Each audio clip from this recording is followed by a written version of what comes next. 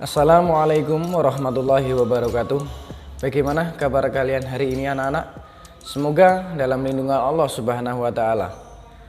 Di dalam video pembelajaran kali ini, Pak Aziz ingin menyampaikan materi pendidikan agama Islam dan budi pekerti. Pelajaran 2, beriman kepada Allah dan Rasul-Nya. Beriman artinya percaya kepada Allah. Beriman atau iman artinya percaya. Percaya kepada Allah sebagai Tuhan semesta alam dan beriman kepada Rasul. Bagaimana sih cara kita mengimani Allah Subhanahu wa Ta'ala? Ada 3 cara kita untuk beriman kepada Allah. Yang pertama, iman kepada Allah melalui alam semesta. Bahwasanya Allah lah pencipta alam semesta. Dan kita ketahui ada 2 jenis yang Allah ciptakan, yaitu makhluk hidup dan benda mati. Yang pertama, makhluk hidup ada umat manusia, tumbuhan, hewan, dan lain sebagainya. Itulah ciptaan Allah. Adanya sesuatu, pasti ada yang menciptakannya. Yang kedua, benda mati, yaitu yang Allah ciptakan dalam bentuk gunung, gedung-gedung di sekitar kita, dan lain sebagainya. Kita ketahui bahwa adanya kursi, pasti ada yang membuat. Adanya sesuatu, pasti ada yang menciptakan. Itulah Allah Subhanahu wa Ta'ala. Yang kedua, iman kepada Allah Subhanahu wa Ta'ala melalui kitab suci Al-Quran. Melalui kitab suci Al-Quran, dalam Al-Quran surat Al-An'am ayat 102 yang berbunyi, A'udzubillahi minasyaitonirrajim. Bismillahirrahmanirrahim. Dzalikumullahu rabbukum la ilaha illahu khaliqu kulli syai'in fa'buduh wa huwa ala kulli syai'in qadir. Yang artinya, itulah Allah, Tuhan kamu.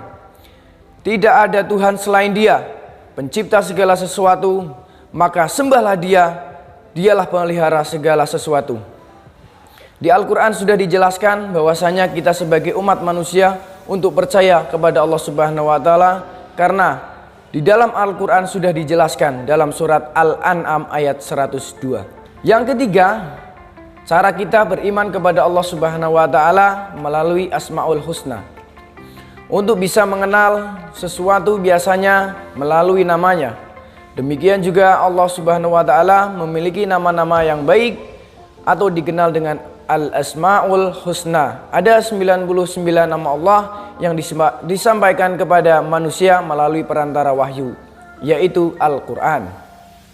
Di dalam video pembelajaran kali ini kita akan belajar yang pertama, ada nama Allah ya Al-Basir.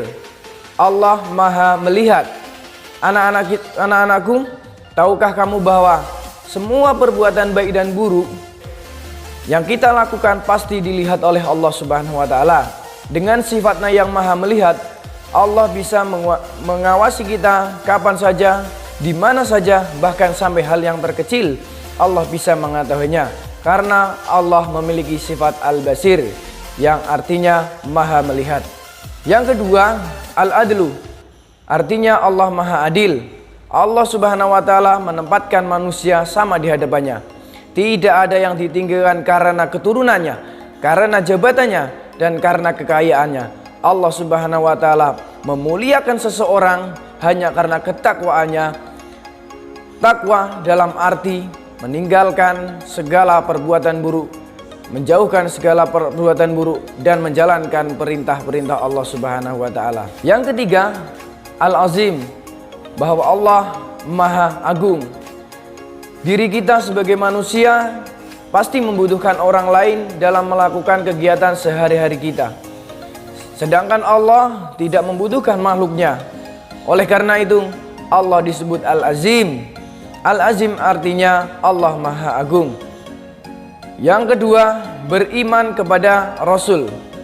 Beriman atau iman kepada Rasul secara istilah yaitu percaya kepada Rasul.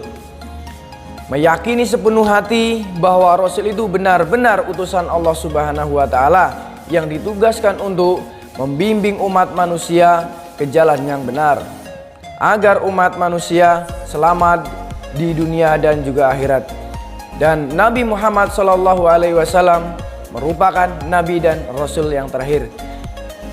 Anak-anakku, ada yang tahu perbedaan antara Nabi dan Rasul? Kita bahas bersama-sama. Yang pertama, Rasul. Rasul adalah manusia pilihan Allah yang diangkat sebagai utusan dengan tujuan menyampaikan firman-firman-Nya kepada umat manusia untuk dijadikan pedoman hidup.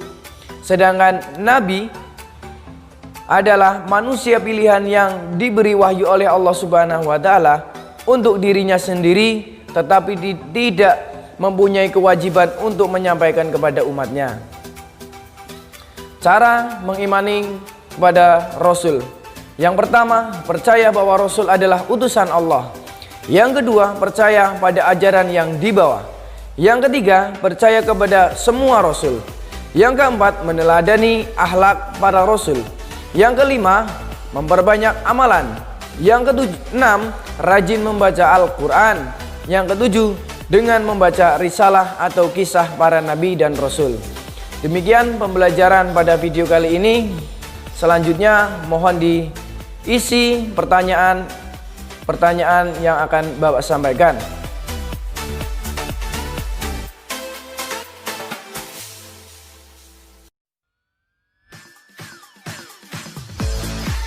Kurang lebihnya mohon maaf.